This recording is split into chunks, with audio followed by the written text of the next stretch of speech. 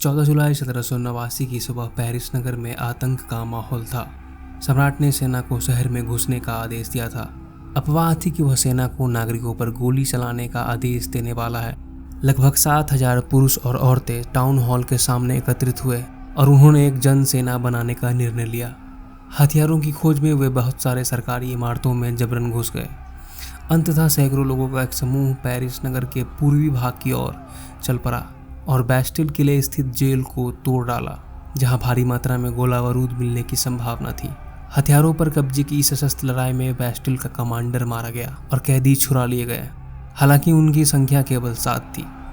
सम्राट की निरंकुश शक्तियों का प्रतीक होने के कारण बैस्टिल किला लोगों की घृणा का केंद्र था।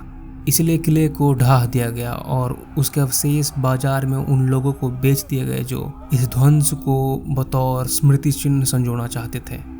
इस घटना के बाद कई दिनों तक पेरिस तथा देश के देहाती क्षेत्रों में कई और संघर्ष हुए।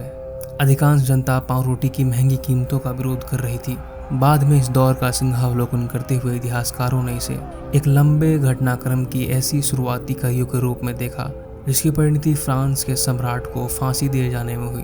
हालांकि उस समय अधिकांश लोगों को ऐसे नतीजे की उम्मीद नहीं थी। पर ऐसा क्यों और कैसे हुआ?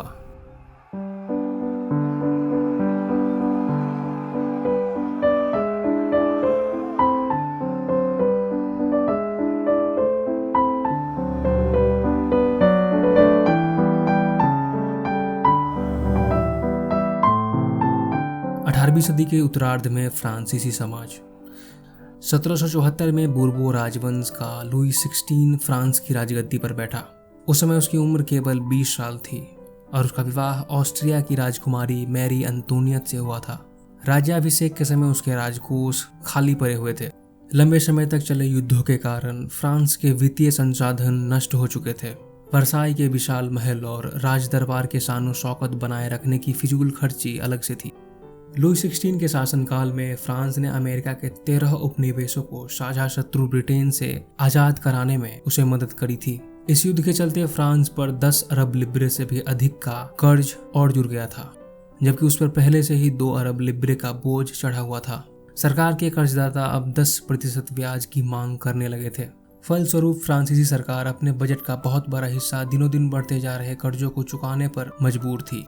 अपने नियमित खर्चे जैसे सेना के रखरखाव, राज दरबार, सरकारी कार्यालयों या विश्वविद्यालयों को चलाने के लिए फ्रांसीसी सरकार करों में वृद्धि के लिए बाध्य हो गई, पर यह कदम भी नाकाफी था। 18वीं सदी में फ्रांसीसी समाज 3 स्टेट्स में बटा हुआ था और केवल तीसरे स्टेट्स के लोग ही, जो कि जनसाधारण थे, वही टैक्स भरते थे। वर्गों में विभाजित फ्रांसीसी समाज मध्यकालीन सामंती व्यवस्था का अंग था। प्राचीन राजतंत्र पद का प्रयोग सामान्यतः सन 1789 से पहले के फ्रांसीसी समाज एवं संस्थाओं के लिए होता है। इस चित्र में फ्रांसीसी समाज के वर्ग व्यवस्था को दर्शाया गया है। पूरी आबादी में लगभग 90% लोग किसान थे, लेकिन जमीन के मालिक किसानों की संख्या बहुत कम थी। लगभग 60% जमीनों पर कुलीनों, चर्चों और तीसरे स्टेट्स के अमीरों का अधिकार था। पहले 2 स्टेट्स के लोगों को, यानी कि कुलीन वर्ग और पादरी वर्ग को, कुछ विशेषाधिकार जन्म के आधार पर प्राप्त थे। इसमें से सबसे महत्वपूर्ण विशेषाधिकार था राज्य को दिए जाने वाले टैक्स से छूट। कुलीन वर्ग को कुछ अन्य विशेषाधिकार भी हासिल थे। वह किसानों से सामंती कर वसूलता था।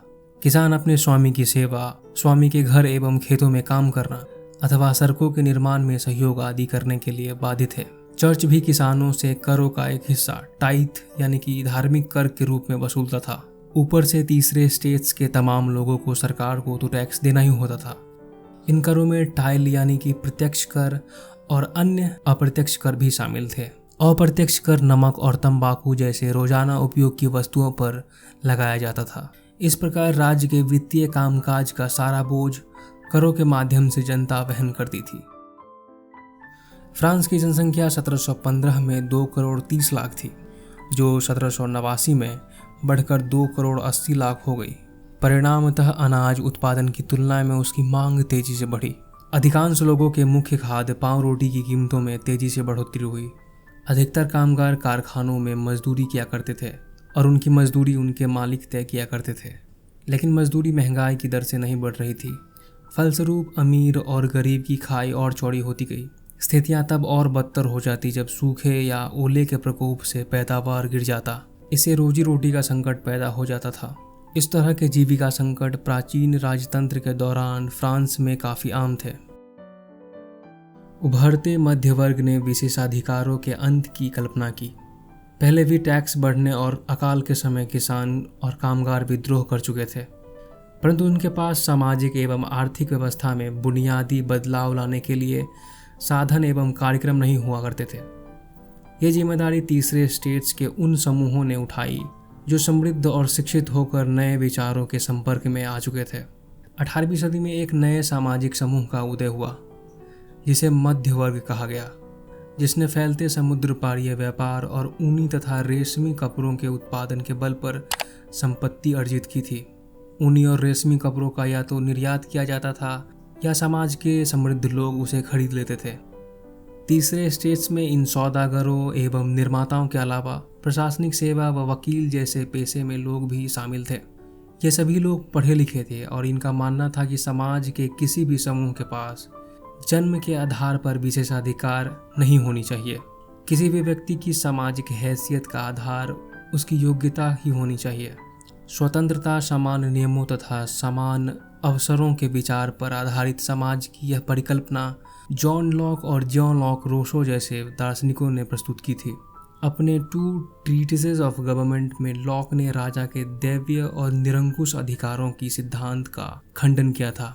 रूसो ने इसी विचारों को आगे बढ़ाते हुए जनता और उसके प्रतिनिधियों के बीच सामाजिक अनुबंध पर आधारित सरकार का प्रस्ताव रखा। मॉन्टेस्क्यू ने the spirit of the law नामक रचना में सरकार के अंदर विधायिका, कार्यपालिका और न्यायपालिका के बीच सत्ता विभाजन की बात कही थी। जब अमेरिका में 13 उपनिवेशों ने ब्रिटेन से खुद को आज़ाद घोषित कर दिया तो वहाँ इसी मॉडल की सरकार बनी थी। फ्रांस के राजनीतिक चिंतकों के लिए अमेरिकी संविधान और उसमें दी गई व्यक्तिगत अधिकारों की गारंटी प्रेरणा का एक महत्वपूर्ण स्रोत थी।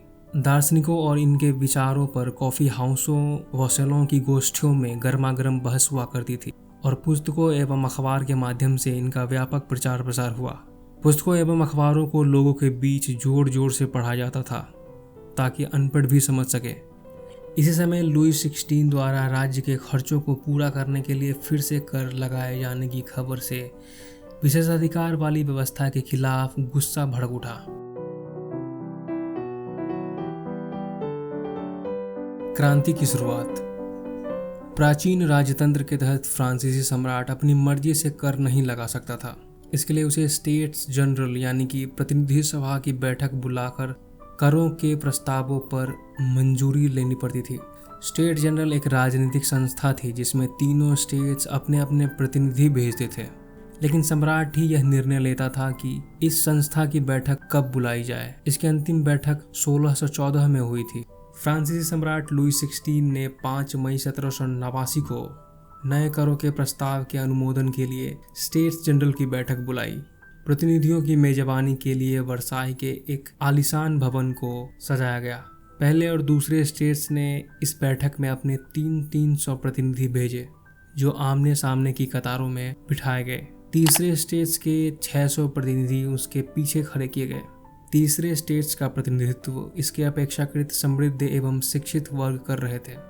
किसान, औरतों एवं कारीगरों का सभा में प्रवेश वर्जित था। फिर भी लगभग 40,000 पत्रों के माध्यम से उनकी शिकायतों एवं मांगों की सूची बनाई गई जिसे प्रतिनिधि अपने साथ लेके आए थे। स्टेट जनरल के नियमों के अनुसार प्रत्येक वर्ग को एक मत देने का अधिकार था। इस बार भी लुई 16 इसी प्रथा का पालन करने के लिए दृढ़ प्रतिज्ञ था, परंतु तीसरे वर्ग के प्रतिनिधियों ने मांग रखी कि अब की बार पूरी सभा द्वारा मतदान करवाया जाना चाहिए जिसमें प्रत्येक सदस्य को एक मत देने का अधिकार होगा। यह एक लोकतांत्रिक सिद्धांत था जिसे मिसाल के तौर पर रूसो ने अपनी पुस्तक द सोशल कॉन्ट्रैक्ट में प्रस्तुत किया था। जब सम्राट ने इस प्रस्ताव को अस्वीकार कर दिया तो तीसरे स्टेट्स के प्रतिनिधि विरोध करते हुए सभा से बाहर चले गए। तीसरे स्टेट्स के प्रतिनिधि खुद को संपूर्ण फ्रांस का प्रवक्ता मानते थे। 20 जून को ये प्रतिनिधि वर्साई के इंडो स्टेडियम कोर्ट में जमा हुए। उन्होंने अपने आप को नेशनल असेंबली घोषित कर दिया और शपथ ली कि जब तक सम्राट की शक्तियों को कम करने वाला संविधान तैयार नहीं किया जाता तब तक असेंबली भंग नहीं होगी। उनका नेतृत्व मिराविये और आवेसिये ने किया। मिराविये का जन्म कुलीन परिवार में हुआ था, लेकिन वह सामंती विशेषाधिकार वाले समाज को खत्म करने की जरूरत समझता था। उसने एक पत्रिका निकाली और वर्साई में जुड़ी भीड़ के समक्ष जोरदार भाषण भी दिया।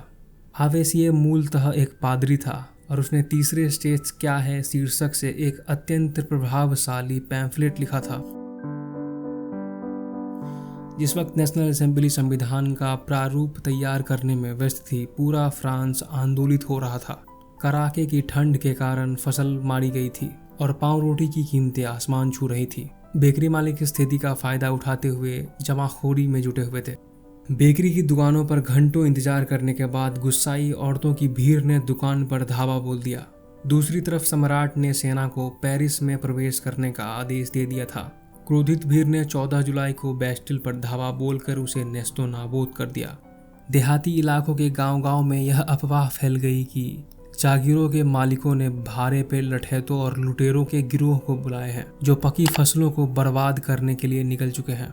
कई जिलों में भय से आक्रांत होकर किसानों ने कुदालों और बेलचों से ग्रामीण किले पर आक्रमण कर दिए। उन्होंने अन्य भंडारों को लूट लिया और लगान संबंधित दस्तावेज को जलाकर राख कर दिया। कुलीन बड़ी संख्या में अपने जागीर छोड़ भाग गए। बहुतों ने तो पड़ोसी देशों में जाकर शरण ली। अपनी विद्रोही प्रजा की शक्तियों का अनुमान करके लुई 16 ने अंततः नेशनल असेंबली को मान्यता दे दी और यह भी मान लिया कि उसकी सत्ता पर अब संविधान का अंकुश रहेगा। 14 अगस्त 1789 की रात को असेंबली ने करों और बंधनों वाली सामंती व्यवस्था के उन्मूलन का आदेश पारित किया। पादरी वर्ग के लोगों को भी अपने अधिकारों को छोड़ने के लिए विवश किया गया। धार्मिक कर समाप्त कर दिए गए और चर्च के स्वामित्व वाली भूमि जब्त कर ली गई। इस प्रकार कम से कम 20 अरब लिब्रे की संपत्ति सरकार के हाथ में आ गई।